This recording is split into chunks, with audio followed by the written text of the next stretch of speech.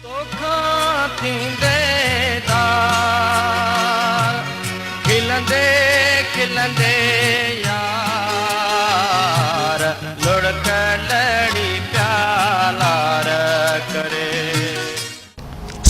सिंधी जो असल नालो अब्दुल रहमान मुगल हो। हिन 7 मई 1961 ईस्वी में ज़िला खैरपुर जे ॻोठ परियालो में अब्दुल हयात जे घर में अख खोली। सरमद सिंधी प्राइमरी तालीम परियालो जे प्राइमरी स्कूल मां ऐं अंग्रेजी तालीम भी उतां जे हाई स्कूल मां पढ़ाई। पोइ टेक्निकल कॉलेज खैरपुर मां डिप्लोमा जो कोर्स कयई।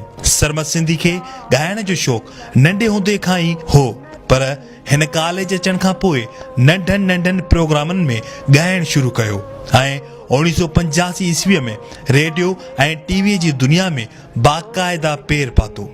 सरमद सिंधीअ जो तालुक पंजाबी घराणे सां हो। संदसि आवाज़ में तमामु घणी कशिश हुई। जॾहिं सरमद सिंधीअ जी पहिरीं ऑडियो कैसेट रिलीज़ थी त हुन जो हिकु उस्ताद बुखारी जो लिखियलु गीत सूरन संधी सकरात तमामु घणो मशहूरु थियो। आमतौर सरमद सिंधी ॿोली में ॻाईंदो हो, पर संदसि सराइकी गीत बि ॾाढा मक़बूल थिया।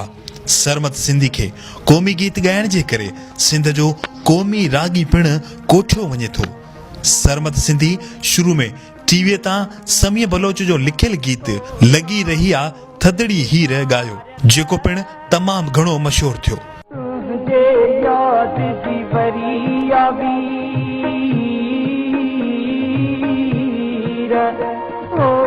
लगी रही आ थदड़ी घोर वने तो सामा धरती की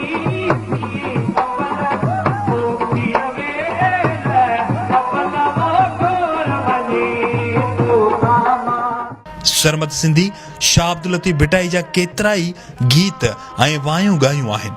सरमद सिंधी 1993 ईस्वीअ में शादी कई। खेसि हिकु पुटु ऐं हिकु न्याणीअ जो औलाद थियो। संदसि कैसेटुनि जो अंग 50 खनि आहे।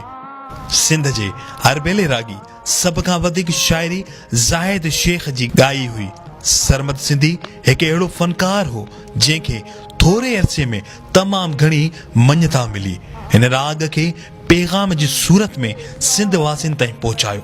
सरमद सिंधी 27 दिसंबर 1996 ईस्वीअ ते हिकु रोड हादसे सबबि अज़ीज़नि ऐं मदाहनि खां जिस्मानी तौरु हमेशह लाइ विछड़ी वियो, पर संदसि आवाज़ अॼु बि वस्ती वस्ती वाण वाण में गूंजी रहियो आहे।